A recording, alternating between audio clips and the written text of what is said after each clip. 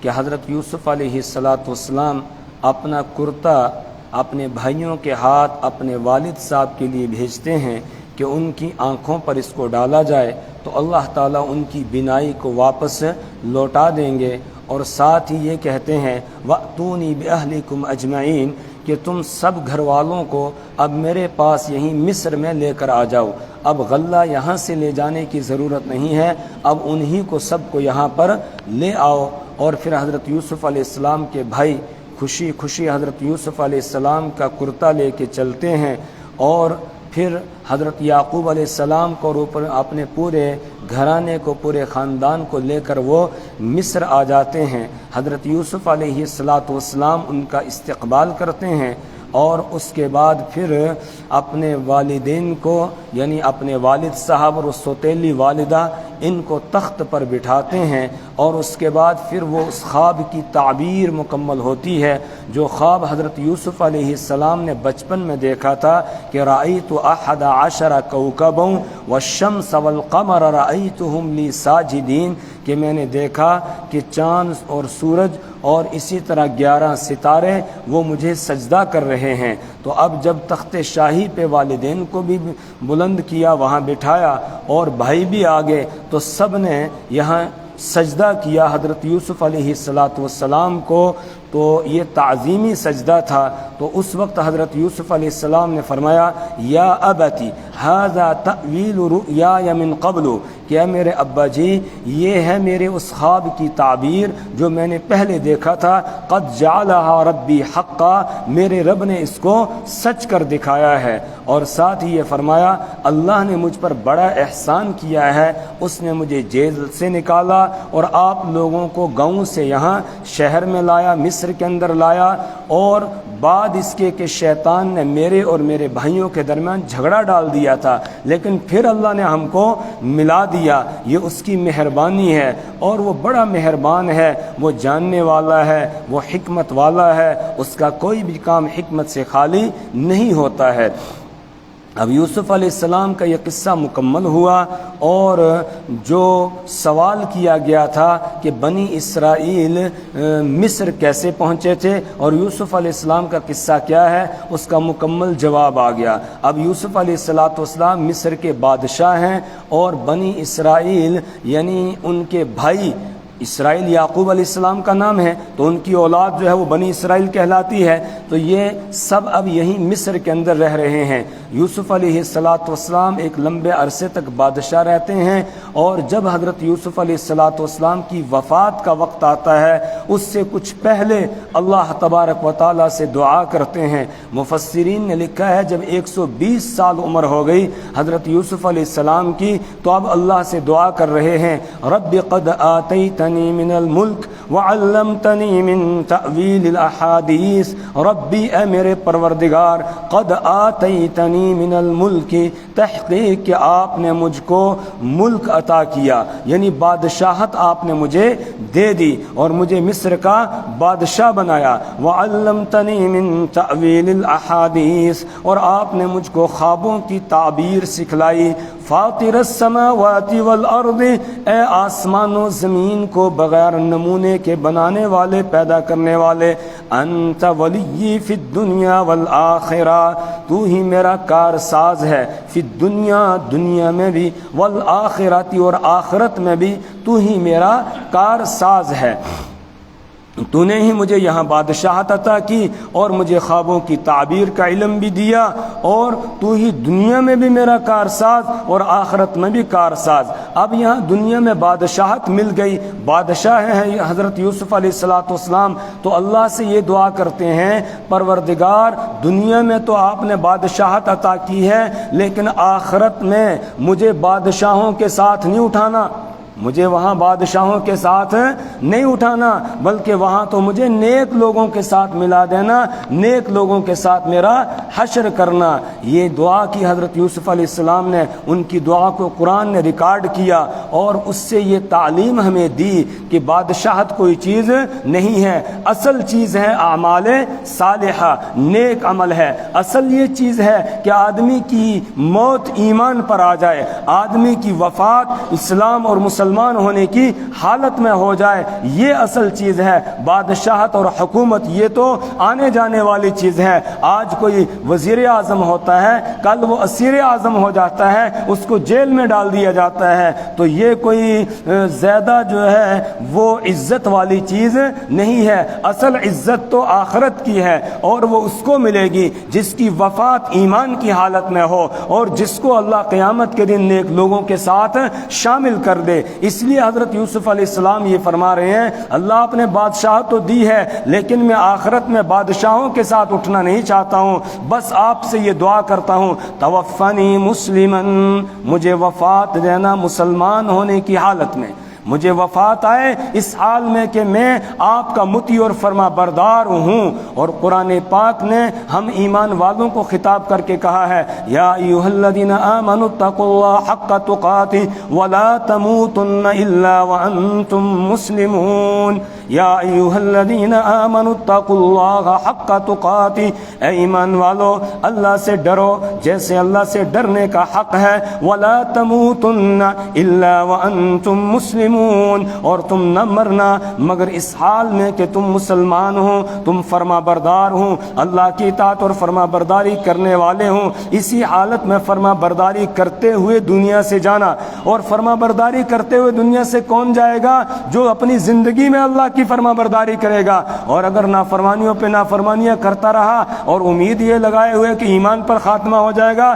تو پھر بڑا مشکل ہے۔ ایسا ہوتا نہیں ہے۔ جو ایمان پر زندگی بسر کرتا ہے، دین پر زندگی بسر کرتا ہے، جو اسلام پر زندگی بسر کرتا ہے، اس کی موت بھی پھر اسی حالت میں آتی ہے، یعنی ایمان پر ہی اس کی موت آتی ہے۔ کوئی قرآن کی تلاوت زیادہ کرتا ہے، قرآن پڑھتے ہوئے اس کی موت آتی ہے۔ کسی کو نماز کے ساتھ زیادہ شغف ہوتا ہے، نوافل پہ نوافل پڑھتا رہتا ہے، اس کی وفات بھی سجدے میں ہوتی ہے، اس کی موت نماز کی حالت میں ہوتی ہے۔ جو زندگی میں جس طرح جیے گا اسی طریقے سے اس کی موت آتی ہے۔ اللہ کے رسول صلی اللہ علیہ وسلم نے فرمایا، تموتون کما تعیشون، تم ویسے مرو گے جیسے زندگی بسر کرو گے، وتبعثون کما تموتون، اور قیامت کے دن ویسے اٹھائے جاؤ گے جیسے تم مرو گے۔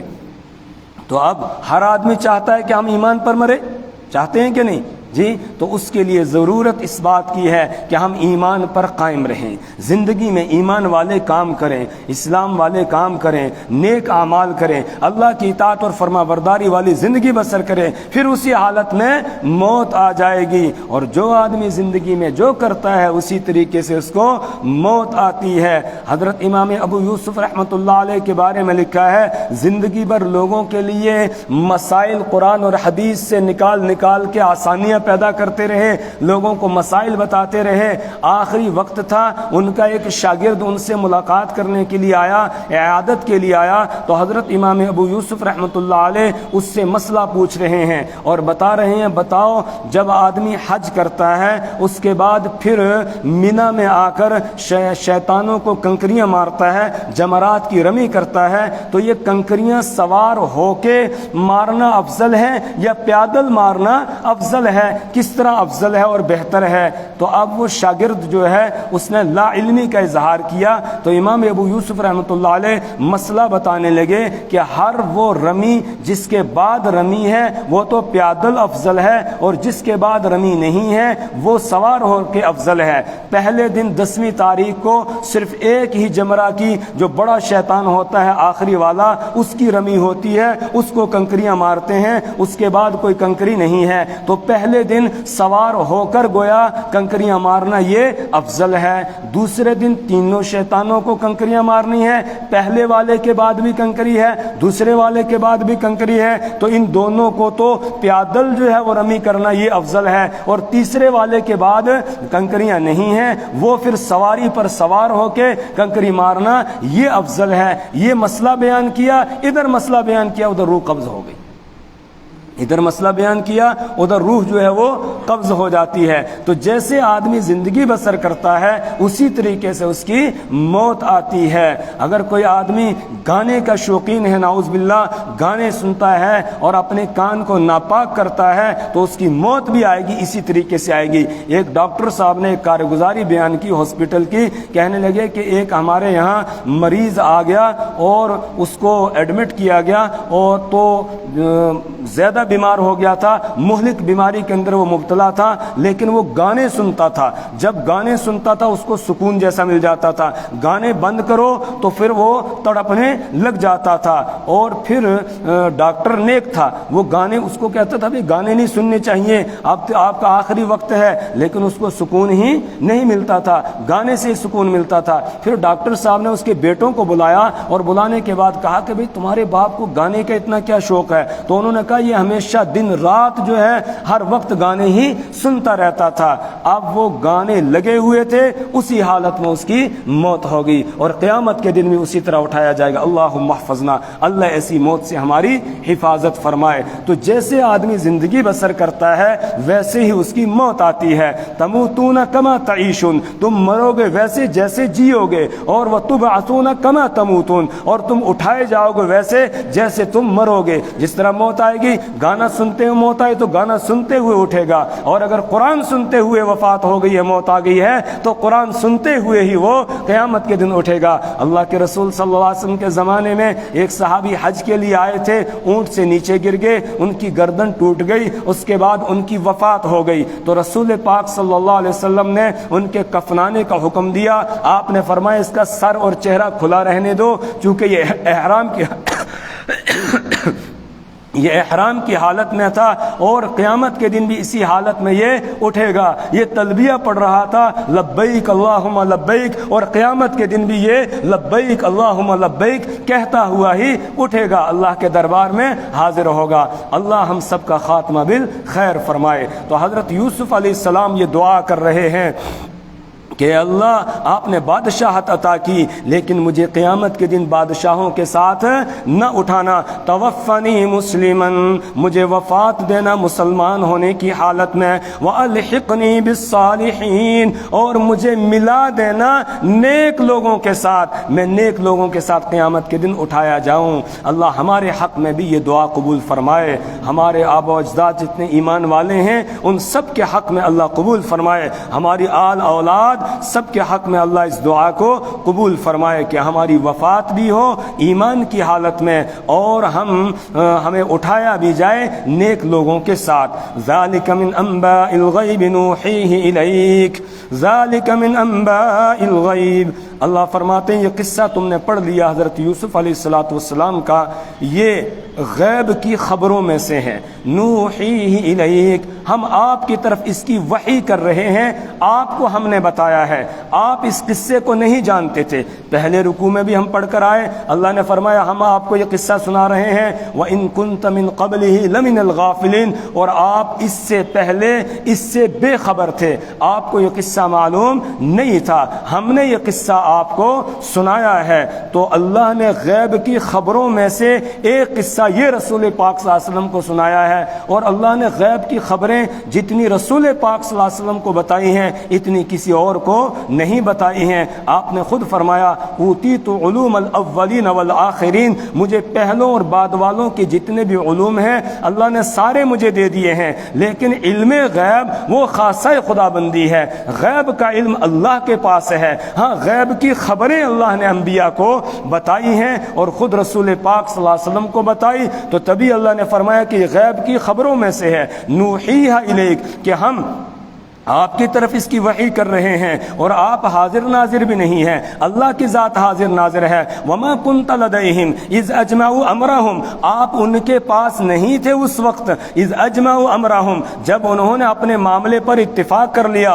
وهم يمكرون، اور وہ تدبیر کر رہے تھے، وہ پلان بنا رہے تھے. یعنی جس وقت حضرت یوسف علیہ السلام کے بھائیوں نے یوسف علیہ السلام کے قتل کا اور کنویں میں ڈالنے کا پروگرام بنایا تھا، پلان بنایا تھا، اور پھر اتفاق کیا انہوں نے کہ ہم اس کو کنویں کے اندر ڈالیں گے تاکہ وہاں سے کوئی قافلہ اٹھا کر لے جائے. تو اس وقت کہا آپ وہاں موجود نہیں تھے، اور اس نے آپ کو یہ قصہ سنایا ہے جو وہاں موجود تھا. وہاں کون موجود تھا؟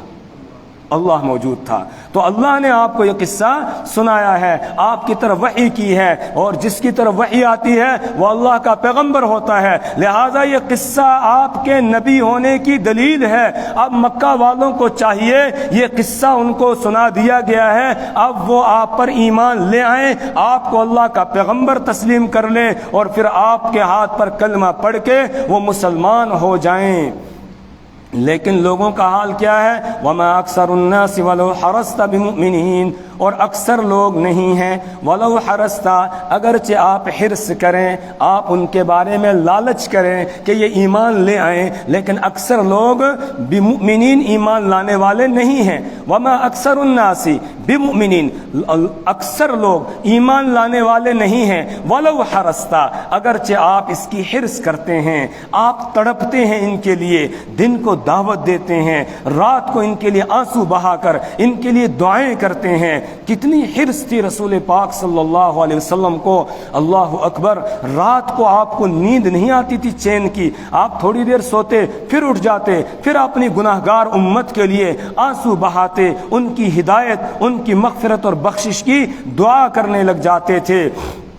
اتنے حریص تھے رسول پاک صلی اللہ علیہ وسلم۔ لقد جاءکم رسول من انفسکم عزیز علیہ ما عنتم حریص علیکم بالمؤمنین رؤوف الرحیم، کہ لوگوں تمہارے پاس ایک عظیم و شان پیغمبر آ چکا ہے جو تم میں سے ہے۔ لقد جاءکم رسول من انفسکم عزیز علیہ ما عنتم، تمہارا کسی پریشانی میں مبتلا ہونا، کسی تکلیف میں مبتلا ہونا یہ نبی کو بھاری گزرتا ہے۔ عزیز علیہ ما عنتم حریص علیکم، تمہارے معاملے میں وہ بڑے حریص ہیں، اور بالمؤمنین رؤوف الرحیم، ایمان والوں پر بڑے مشفق ہیں اور بڑے مہربان ہیں۔ اتنا کوئی باپ، اتنی کوئی ماں اپنے بچے پر مہربان نہیں ہو سکتی ہے جتنے مہربان آقا مدنی محمد رسول اللہ صلی اللہ علیہ وسلم اپنی امت پر تھے۔ اتنے مہربان تھے، اتنے شفیق تھے، اتنے ہمارے ماں باپ ہمارے لیے نہیں روئے ہیں کہ جتنے رسول پاک صلی اللہ علیہ وسلم اپنی امت کے لیے روئے ہیں۔ آج اگر کوئی ماں باپ روتا بھی ہے اپنے بچے کے بارے میں تو روتا ہے اس لیے کہ یہ ڈاکٹر بن جائے، روتا ہے اس لیے یہ انجینئر بن جائے، یہ روتا ہے اس لیے یہ کوئی بڑا آفیسر بن جائے، یہ KS کر لے، یہ IAS کر لے، اس کے لیے روتا ہے، اس کے لیے دعائیں کرتا ہے، اس کے لیے دعائیں کراتا ہے آ کر جو ہے بزرگوں کے پاس۔ لیکن اس کے لیے آج ہم اپنے بچوں کے لیے دعا کرتے ہیں یہ آخرت میں کامیاب ہو جائیں، یہ نیک بن جائیں، یہ آخرت میں جو ہے وہ جنت کے حقدار بن جائیں، یہ دعائیں آج ہم بھول گئے ہیں۔ حالانکہ یہی دعا کرنے کی دعا تھی۔ دنیا تو اللہ عطا کرے گا، دے گا، اللہ ہمارے سب بچوں کو کامیاب کرے اور دنیا کے اعلیٰ سے اعلیٰ مرتبے اور مقام پر اللہ ان کو فائز کرے، لیکن اصل دعا کس کے لیے ہے؟ آخرت کے لیے ہے، کہ بچوں کے لیے آخرت کے لیے دعا کی جائے کہ وہاں وہ کامیاب ہو جائیں۔ حضرت ابراہیم علیہ السلام نے یہی تو دعا کی تھی نا، ربنا وجعلنا مسلمین لک ومن ذریتنا امۃ مسلمۃ لک، اے اللہ ہمیں بھی اپنا فرما بردار بنا دے اور ہماری اولاد کو بھی اپنا فرما بردار بنا دے، اپنا مطیع اور فرما بردار بنا دے۔ ربنا انی اسکنت من ذریتی بواد غیر ذی زرع عند بیتک المحرم ربنا لیقیموا الصلاۃ فاجعل افئدۃ من الناس، یہ دعا کر رہے ہیں کہ اے اللہ میں نے اپنی اولاد کو یہاں وادی غیر ذی زرع مکۃ المکرمہ میں تیرے حرمت والے گھر کے پاس لا کر چھوڑ دیا ہے۔ کیوں؟ لیقیم الصلاۃ، تاکہ یہ نماز قائم کریں۔ رب اجعلنی مقیم الصلاۃ ومن ذریتی، اے اللہ مجھے بھی نماز پڑھنے والا بنا دے اور میری اولاد کو بھی نماز قائم کرنے والا بنا دے۔ یہ کس کی دعا ہے؟ حضرت ابراہیم علیہ السلام کی دعا ہے۔ تو یہ دعا ہمیں بچوں کے لیے کرنی چاہیے۔ رسول پاک صلی اللہ علیہ وسلم اپنی امت کے لیے یہی دعا کرتے تھے، ہدایت کی دعا کرتے تھے، اور ان کی آخرت میں مغفرت اور بخشش اور کامیابی کی دعا رسول پاک صلی اللہ علیہ وسلم کیا کرتے تھے۔ آپ بڑے حریص تھے۔ تو اللہ فرما رہے ہیں کہ ہونا یہ چاہیے تھا قصہ یوسف پڑھنے کے بعد سب کے سب فوراً ایمان لے آتے اور ان کے دل پھٹ جانے چاہیے تھے یہ قصہ سننے کے بعد، لیکن کوئی اثر ان کے اوپر نہیں ہوا۔ ہاں کچھ لوگوں پر اثر ہوا، کچھوں نے ایمان قبول کیا، اس لیے قرآن کہتا ہے اکثر الناس، لوگوں میں سے اکثر ایسے ہیں جو ایمان نہیں لاتے ہیں۔ وما اکثر الناس ولو حرصت بمؤمنین، اور اکثر لوگ ایمان لانے والے نہیں ہیں اگرچہ آپ ان کے لیے حرص کریں۔ وما تسألهم علیہ من اجر، اور آپ ان سے نہیں مانگتے ہیں اس دعوت پر من اجرن، کوئی اجرت، کوئی معاوضہ، آپ کوئی تنخواہ ان سے، کوئی فیس آپ ان سے مانگتے نہیں ہے۔ اور ہر نبی اپنی امت کے سامنے یہی اعلان کرتا آیا ہے، لا اسألکم علیہ اجرا ان اجری الا علی رب العالمین، کہ میں تم سے اپنی اس دعوت پر کوئی بھی اجرت نہیں لیتا ہوں، میرا اجر تو اللہ کے ذمے ہے، اللہ مجھے دے گا۔ یہی فرق ہے نبی میں اور دوسروں میں۔ جادوگر جب فرعون نے ان کو بلایا مقابلے کے لیے تو اس وقت سب سے پہلے انہوں نے کہا اَإِنَّ لَنَا لَأَجْرًا إِن كُنَّا نَحْنُ الْغَالِبِينَ، کیا ہمیں کوئی معاوضہ بھی ملے گا اگر ہم غالب آ گئے؟ تو فرعون نے کہا ہاں ہاں انکم اذا لمن المقربین، تب تو تم میرے بالکل مقرب یعنی درباریوں میں سے ہو جاؤ گے، تم کو میں اپنی کابینہ کے اندر جگہ دے دوں گا، تم کو میں اپنا وزیر بنا لوں گا، سب کو وزارت کا عہدہ دے دوں گا میں، تو لہٰذا تم چلو اور مقابلہ کرو۔ لیکن موسیٰ علیہ السلام سب سے پہلے یہ اعلان کرتے ہیں لا اسألکم علیہ اجرا ان اجری الا علی رب العالمین، میں تم سے کوئی معاوضہ طلب نہیں کرتا ہوں۔ معاوضہ کس کے ذمے ہے؟ اللہ کے ذمے ہیں۔ اس لیے یہاں بھی رسول پاک صلی اللہ علیہ وسلم کو خطاب کر کے کہا کہ ہونا یہ چاہیے تھا یہ ایمان لے آتے، لیکن پھر بھی نہیں لا رہے ہیں، اور ایسا بھی نہیں ہے کہ آپ ان کو یہ اچھی باتیں جو بتا رہے ہیں اس پر ان سے کوئی فیس لیتے ہوں جس کا بوجھ یہ نہ اٹھا پا رہے ہوں، اس لیے یہ آپ کے قریب نہیں آ رہے ہیں۔ کہا نہ، وما تسألهم علیہ من اجر، اور آپ ان سے نہیں مانگتے ہیں اس دعوت پر، اس میرے پیغام پہنچانے پر من اجر، کوئی معاوضہ، ان هو الا ذکر للعالمین، یہ قرآن پاک نہیں ہے مگر نصیحت دنیا جہان والوں کے لیے۔ یا اللہ نے سب کے لیے نصیحت بنایا ہے قرآن پاک، دنیا جہان والوں کے لیے۔ اب یہ آخری کتاب ہے، اس کے بعد اور کوئی کتاب آنے والی نہیں ہے۔ اب قیامت تک کے انسانوں کی ہدایت وہ اسی کتاب کے ساتھ وابستہ ہے۔ وَكَأَيٍّ مِّنْ آيَةٍ فِي السَّمَاوَاتِ وَالْأَرْضِ يَمُرُّونَ عَلَيْهَا وَهُمْ عَنْهَا مُعْرِضُونَ وَكَأَيٍّ مِّنْ آيَةٍ فِي السَّمَاوَاتِ وَالْأَرْضِ، اور کتنی ہی نشانیاں ہیں آسمانوں میں اور زمین میں، يَمُرُّونَ عَلَيْهَا، جن کے اوپر سے یہ لوگ گزرتے ہیں، وَهُمْ عَنْهَا مُعْرِضُونَ، اور یہ ان نشانیوں سے اعراض کرتے ہیں۔ پیچھے اللہ نے بتایا تھا لقد كان في يوسف واخوته آيات للسائلين، یوسف علیہ السلام کے قصے میں سوال کرنے والوں کے لیے بڑی نشانیاں ہیں، اللہ کی قدرت کی بھی نشانیاں ہیں، اور اسی طریقے سے رسول پاک صلی اللہ علیہ وسلم کی رسالت اور نبوت کی بھی نشانی ہے۔ تو کہا یہ تو ایک نشانی، اس کے علاوہ کتنی نشانیاں ہیں، دن رات یہ لوگ ان نشانیوں کے پاس سے گزرتے ہیں لیکن ٹس سے مس نہیں ہوتے ہیں۔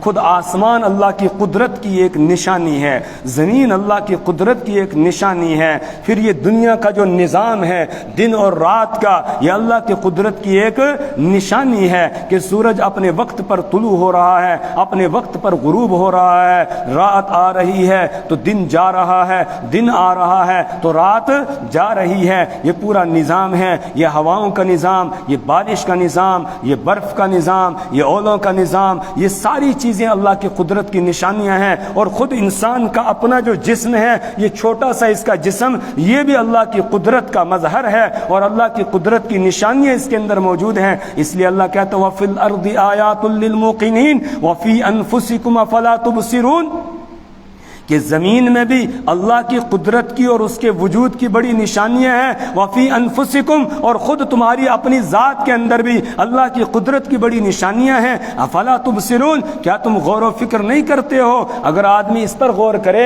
یہ جو کوہنی کا جوڑ اللہ نے بنایا ہوا ہے یہ کتنا قیمتی جوڑ ہے، اگر یہ نہیں ہوگا بتاؤ ہم کوئی چیز کھا سکیں گے؟ نہیں کھا سکیں گے۔ تو یہ اللہ کی کاریگری ہے، کہا اس میں غور و فکر کرو، ایک ایک جوڑ جو اللہ نے تمہارے تمہارا بنایا ہے، تمہارے جسم کا کوئی ایک حصہ بھی اس نے بیکار نہیں بنایا ہے، بلکہ اس کائنات میں اس نے کوئی بھی چیز بیکار نہیں بنائی ہے، ایک ذرہ بھی بیکار نہیں ہے، ہر ایک چیز کا کوئی نہ کوئی مقصد ہے، مقصد کے تحت اس نے پیدا کیا ہے۔ اسی لیے جو عقل مند لوگ ہیں ان کے بارے میں قرآن بیان کرتا ہے، ان فی خلق السماوات والارض واختلاف اللیل والنہار لآیات لأولی الالباب، کہ آسمان اور زمین کی پیدائش میں اللہ کی قدرت کی بڑی نشانیاں ہیں عقل مندوں کے لیے۔ کون ہے عقل مند؟ الذین یذکرون اللہ قیاما وقعودا وعلی جنوبہم، جو اللہ کو یاد کرتے ہیں قیام کی حالت میں بھی، قعود یعنی بیٹھنے کی حالت میں بھی، وعلی جنوبہم اور اپنے پہلوؤں پر جب ہوتے ہیں تب بھی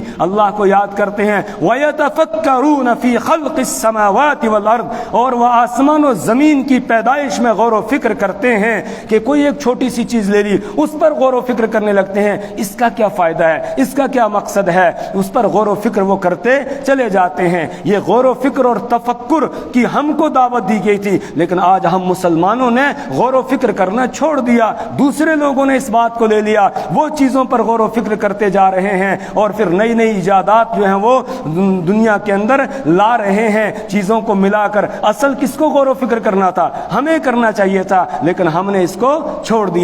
وَيَتَفَكَّرُونَ فِي خَلْقِ السَّمَاوَاتِ وَالْأَرْضِ، وہ آسمان و زمین کی پیدائش میں غور و فکر کرتے ہیں، اور غور و فکر کرنے کے بعد اس نتیجے پر پہنچتے ہیں، رَبَّنَا مَا خَلَقْتَ هَذَا بَاطِلًا، اے ہمارے پروردگار آپ نے اس کائنات میں ایک ذرہ بھی بیکار نہیں بنایا ہے، بیکار آپ نے پیدا نہیں کیا ہے۔ تو اللہ تبارک و تعالیٰ گویا یہ دعوت دے رہے ہیں کہ اللہ کی قدرت کی جو نشانیاں ہیں ان میں غور و فکر کرو، اس سے اپنے رب کی معرفت حاصل کرو، اپنے رب کو پہچانو کہ اس اللہ نے یہ ساری چیزیں بنائی ہیں اور اس کا یہ مقصد ہے، اس کا یہ مقصد ہے، اس کا یہ مقصد ہے، یہ چیزیں اس نے پیدا کی ہیں۔ اس سے اللہ کی محبت بھی دل میں آئے گی، اللہ کی معرفت بھی ہوگی، پھر اللہ کی اطاعت اور فرما برداری کی توفیق بھی ہو جائے گی۔ لیکن کا لوگ ہیں کہ نشانیوں کے پاس سے گزرتے ہیں اور غور و فکر کرتے نہیں، وَهُمْ عَنْهَا مُعْرِضُونَ، اور وہ ان سے اعراض کرتے ہیں۔ وَمَا يُؤْمِنُ أَكْثَرُهُمْ بِاللَّهِ إِلَّا وَهُمْ مُشْرِكُونَ،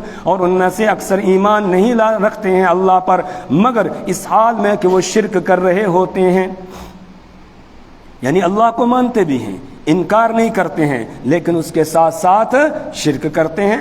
اب مشرکین کہتے تھے جس اللہ کی طرف آپ بلاتے ہیں ہم بھی تو مانتے ہیں اللہ کو، اور ہم نمازیں بھی پڑھتے ہیں، ہم حج بھی کرتے ہیں، ہم خیرات بھی کرتے ہیں، لیکن کیسی تھی ان کی خیرات؟ وَجَعَلُوا لِلَّهِ مِمَّا ذَرَأَ مِنَ الْحَرْثِ وَالْأَنْعَامِ نَصِيبًا فَقَالُوا هَذَا لِلَّهِ بِزَعْمِهِمْ وَهَذَا لِشُرَكَائِنَا فَمَا كَانَ لِشُرَكَائِهِمْ فَلَا يَصِلُ إِلَى اللَّهِ وَمَا كَانَ لِلَّهِ فَهُوَ يَصِلُ إِلَى شُرَكَائِهِمْ سَاءَ مَا يَحْكُمُونَ۔ جب کھیتی اگتی تھی تو اس میں سے کچھ یہ خیرات نکالتے، جو خیرات نکالتے اس کے دو حصے کرتے، ایک حصہ اللہ کے نام کا نکالتے، ایک حصہ اپنے معبودان باطلہ کے نام کا نکالتے تھے، اور کہتے تھے ھذا للہ وھذا لشرکائنا، یہ اللہ کا ہے اور یہ ہمارے ان شریکوں کا ہے۔ اگر کبھی پیداوار کم ہوئی تو پھر شریکوں کا حصہ نکالتے تھے، اللہ کا پھر نہیں نکالتے تھے، کہتے اللہ بے نیاز ہے، اس کو ضرورت نہیں ہے، لیکن ان کو نہیں دیا یہ ناراض ہو جائیں گے، بیڑا غرق ہو جائے گا۔ جیسے بہت سارے آج ہم مسلمانوں میں سے کلمہ پڑھنے والے یہ نظریہ رکھتے ہیں اگر فلانی زیارت پر وہ مرغا نہیں چڑھایا، بکرا نہیں چڑھایا، بیڑا غرق ہو جائے گا، اگر جمعرات کا دودھ جو ہے وہ فلانے پیر بابا پر نہیں چڑھایا تو بھینس کا دودھ ہی کیا ہو جائے گا، بند ہو جائے گا، ختم ہو جائے گا۔ اس طرح کا نظریہ رکھتے ہیں۔ یہی نظریات جو ہے مشرکین مکہ کے تھے، وہ اللہ کو مانتے تھے، اللہ کا انکار نہیں کرتے تھے، نماز بھی پڑھتے تھے، حج بھی کرتے تھے، وہ اور نیکی کے کام بھی کرتے تھے، لیکن اللہ کے ساتھ شریک ٹھہراتے تھے۔ اور شریک کیوں ٹھہراتے تھے؟ کہتے تھے ہمیں پتہ ہے ان کے ہاتھ میں کچھ نہیں ہے، لیکن ہم ان سے مانگتے ہیں، ہؤلاء شفعاؤنا عند اللہ، یہ اللہ کے پاس ہمارے سفارشی ہیں، یہ ہم کو وہاں سے لے کر دیتے ہیں۔ اللہ فرماتے ہیں وما یؤمن اکثرهم باللہ، ان میں سے اکثر اللہ پر ایمان نہیں رکھتے ہیں، الا وهم مشرکون، مگر اس حال میں کہ وہ شرک کر رہے ہوتے ہیں۔ اور شرک اتنا سا بھی اگر ہوگا ذرہ برابر بھی تو سارے اعمال انسان کے ضائع ہو جائیں گے، کیونکہ شرک اور ایمان دونوں ایک ساتھ جمع نہیں ہو سکتے۔ جہاں شرک آئے گا ایمان نہیں رہے گا، ایمان ہوگا تو شرک نہیں ہو سکتا ہے۔ تو اس لیے رسول پاک صلی اللہ علیہ وسلم کو بھی کہا گیا لئن اشرکت لیحبطن عملک، کہ اگر آپ نے بھی بالفرض شرک کیا آپ کے بھی سارے عمل ضائع ہو جائیں گے۔ کیوں؟ اس لیے کہ شرک کے ساتھ کوئی عمل اللہ کے یہاں قبول نہیں ہوتا ہے، اس لیے شرک سے انسان کو ہمیشہ بچتے رہنا چاہیے۔ آج ہم میں سے بہت سارے جو ہیں وہ شرک کے اندر مبتلا ہو جاتے ہیں، کوئی پریشانی آ گئی، مصیبت آ گئی، اب دعائیں کر رہے ہیں نہیں دور ہو رہی ہے، کسی نے بتایا او فلانی درگاہ جو ہے وہاں پر یہ چڑھا دو، وہ کر دو، یہ کر دو، تو پھر جو ہے وہ کام بن جائے گا، لیکن نہیں، کام بنانے والا کون ہے؟ اللہ ہے۔ اس لیے اللہ سے مانگا جائے، اللہ کے علاوہ کسی اور سے مانگنا جائز نہیں ہے۔ قرآن پاک کی جتنی دعائیں ہیں، رسول پاک صلی اللہ علیہ وسلم نے حدیث میں جتنی دعائیں سکھائی ہیں، ہر ایک دعا میں آپ دیکھیں گے کس سے مانگنے کی تعلیم دی گئی؟ اللہ سے۔ اللہ سے مانگنے کے لیے کہا گیا، غیر اللہ سے مانگنے کی اجازت نہیں ہے۔ اگر کوئی غیر اللہ سے مانگے گا وہاں سے ملے گا کچھ نہیں، لیکن ادھر سے ایمان چلا جائے گا، ایمان رخصت ہو جائے گا، ایمان اس کے پاس نہیں رہے گا۔ اسی کو اللہ نے فرمایا وما یؤمن اکثرهم، اور ان میں سے اکثر ایمان نہیں رکھتے ہیں باللہ، اللہ پر، الا وهم مشرکون، مگر یہ کہ وہ شرک کر رہے ہوتے ہیں۔ افامنوا ان تأتیهم غاشیۃ من عذاب اللہ، وہ شرک کرتے ہو ڈرتے بھی نہیں ہیں، کیا وہ بے خوف ہو گئے اس بات سے ان تأتیہم غاشیۃ من عذاب اللہ، کہ ان کے اوپر آ جائے اللہ کے عذاب میں سے ڈھانپنے والی چیز، یعنی کوئی آفت، کوئی مصیبت ان کے اوپر آ جائے، کوئی ہوا کا عذاب آ جائے، کوئی اور جو ہے کسی قسم کا عذاب ان کے اوپر آ جائے، اس سے وہ بے خوف ہو گئے ہیں۔ او تأتیہم الساعۃ بغتہ، یا ان کے پاس قیامت ہی آ جائے اچانک، وہم لا یشعرون، اور ان کو شعور بھی نہ ہو، ان کو پتہ بھی نہ چل رہا ہو، اچانک قیامت آ جائے، اس سے وہ بے خوف ہو گئے ہیں۔ اس میں یہ دعوت دی گئی ہمیشہ انسان کو اللہ کے عذاب سے ڈرتے رہنا چاہیے اور اللہ کی نافرمانی نہیں کرنی چاہیے۔ جہاں نافرمانی کرنے کے لیے شیطان ابھارے، آمادہ کرے، فوراً اپنے آپ کو سمجھاؤ کہ نہیں، اگر میں نافرمانی کروں گا میرا رب ناراض ہو جائے گا، اور جب وہ ناراض ہو جائے گا پھر وہ میری پکڑ کر سکتا ہے دنیا میں بھی، اگر دنیا میں نہیں تو آخرت میں تو وہ پکڑ کرے گا ہی۔ اس لیے میں اپنے رب کو ناراض نہیں کروں گا، تو نافرمانی سے ہمیشہ دور بھاگنا چاہیے۔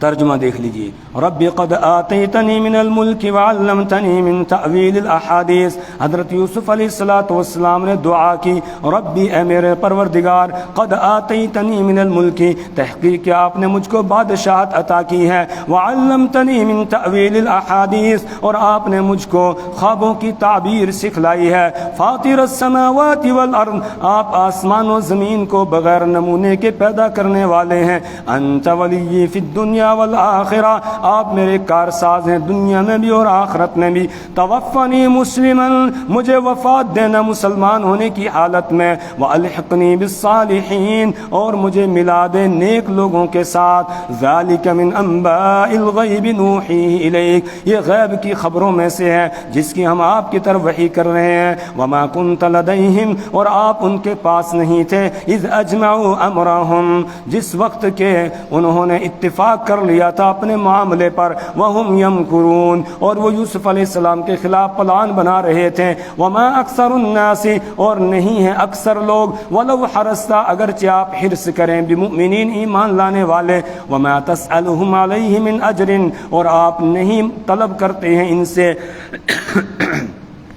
اس پر من اجرن، کوئی اجرت، کوئی معاوضہ، ان هو الا ذکر للعالمین، نہیں ہے یہ مگر نصیحت دنیا جہان والوں کے لیے، وکأی من آیت فی السماوات والارض، کتنی ہی اللہ کی قدرت کی نشانیاں ہیں آسمانوں میں اور زمینوں میں، یمرون علیہا، یہ ان نشانیوں کے پاس سے گزرتے ہیں، وہم عنہا معرضون، اور یہ ان سے اعراض کرتے ہیں، وما یؤمن اکثرهم باللہ، اور ان میں سے اکثر اللہ پر ایمان نہیں رکھتے ہیں، وہم مشرکون، الا وہم مشرکون، مگر اس حال میں کہ وہ شرک کر رہے ہوتے ہیں، افامنوا ان تأتیہم غاشیۃ من عذاب اللہ، کیا وہ بے خوف ہو گئے اس بات سے کہ ان پر آ جائے اللہ کے عذاب میں سے ڈھانپنے والی چیز، او تأتیہم الساعۃ بغتۃ، یا ان کے پاس قیامت آ جائے اچانک، وہم لا یشعرون، اور ان کو پتہ بھی نہ چلے، اللہ تعالی ہمیں اپنی کتاب کی سمجھ اور فہم عطا فرمائے،